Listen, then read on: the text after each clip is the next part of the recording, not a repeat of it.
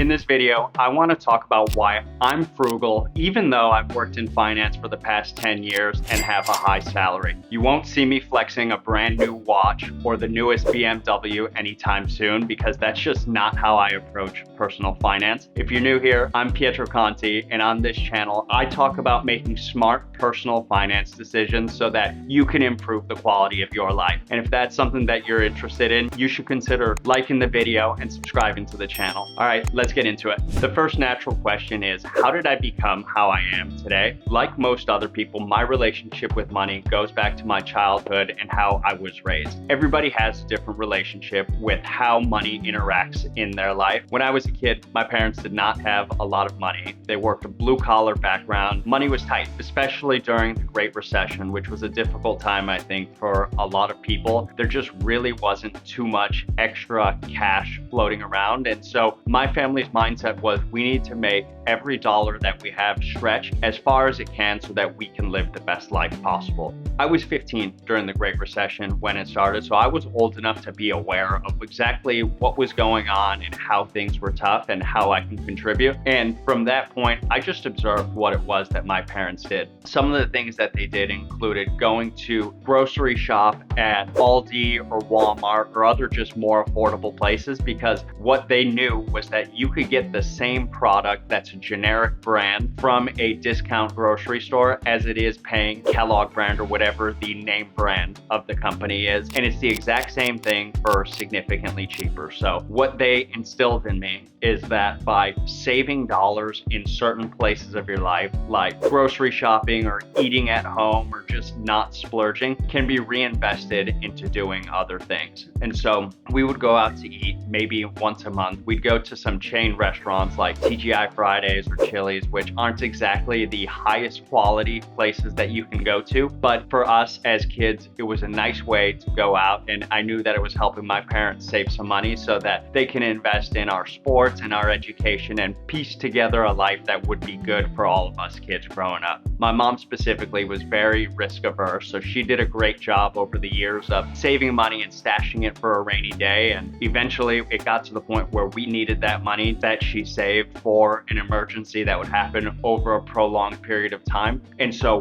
when the tough times came, we were never really in a position where we thought there's no way that we're going to make it out of it, because they had a plan from the beginning to stash some money away so that when times are tough, we'd be able to manage everything okay. And those lessons that you learn at home as a kid when you're a teenager growing up have rolled over and impacted my current life, so that when I go out now, even though I have a higher salary, I'm not buying the brand new clothes. I'm investing in quality to make sure that things last for a long time. And it's just overall a different approach from so many people who have grown up with money and were able to just spend money on the newest, coolest things and jump on the hedonic treadmill and just keep going and watch their lifestyle go up. Because of my background, I don't take anything for granted and really need to make sure that I march towards financial independence so that I can achieve all of my goals. So that brings me to my next point, which is how I view money. Personally, I don't see money as a tool to go out and buy more stuff. I see it as a tool that'll ultimately get me to freedom. And what I mean by that is my ultimate goal is to be able to save enough money and have it stashed to the side so that I can live a good life, not an extravagant life, but be able to have the freedom and flexibility where I don't have to do anything for money. If I'm in a job that I hate, I want to be able to comfortably have enough to the side where I can quit that job and take years off in order to find the right opportunity instead of just any opportunity to make any money. The way that I try to treat all of my dollars is to treat everything as an investment. If it's not something that's going to improve the long-term quality of my life, then I save it. When it comes to things like fitness, nutrition, taking care of my body, I'm happy to invest the highest quality products for myself because I know that it's going to pay dividends in the long run versus buying some brand new designer brand clothes that after a couple of years, I'm just gonna throw out. I am way more comfortable going to Costco and just buying a high quality t-shirt that will last for 5 years. And those small decisions aggregate together to become meaningful enough that it turns into real savings. And if you take that money, put it in the stock market, put it in an emergency fund, get your 10% return every year, what you're going to notice is that all of your pennies accumulate together and end up making some significant dollars. One of the things that I've heard is that if you watch your pennies, the dollars will watch themselves, which means if you continuously make all the right small decisions and make sure that they're aligned with your long-term goals, then that will aggregate together and snowball into significant dollars so that you'll be comfortable and have that money stashed on the side. The reality is that personal finance is 20% knowledge, what's in your head, and 80% behavior. When it comes to the markets, nobody really knows what's going to happen or where your money is going to 3x or 5x or get rich quick. No one knows where that's going to happen. That's just luck. What you need to know is enough to make sure that you're making the right decisions to set yourself up in the best position for success. And then the other 80% is really just behavior and living within your means. What that means is don't try to keep up with the Joneses. Know what it is that you want out of your life and what determines a successful life for you, and lock into that zone and try not to go beyond that. What you'll be able to do then is plan, and as you get more raises in your life, as long as you're content or happy or know what it is that'll result in a meaningful life for you, anything that you make above that is just excess.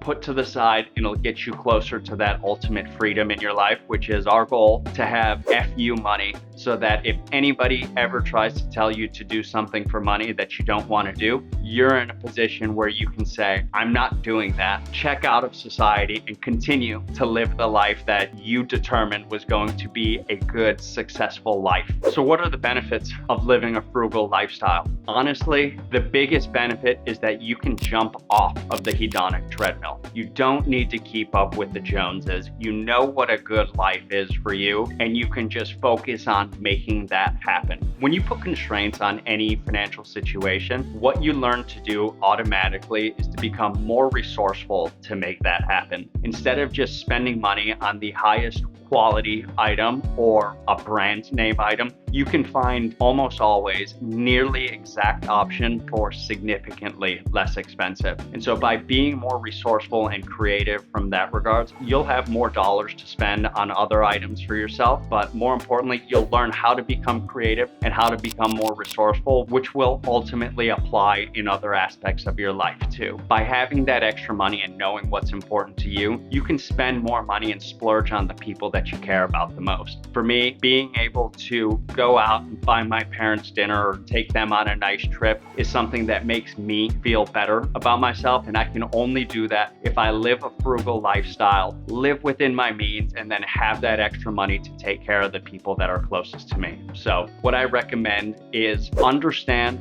what is important to you. Design what your dream lifestyle is. More than likely, what's truly important to you is something that money can't buy. And so any extra money that you have to invest in those relationships that money can't buy will be dollars that pay dividends for yourself long down the road.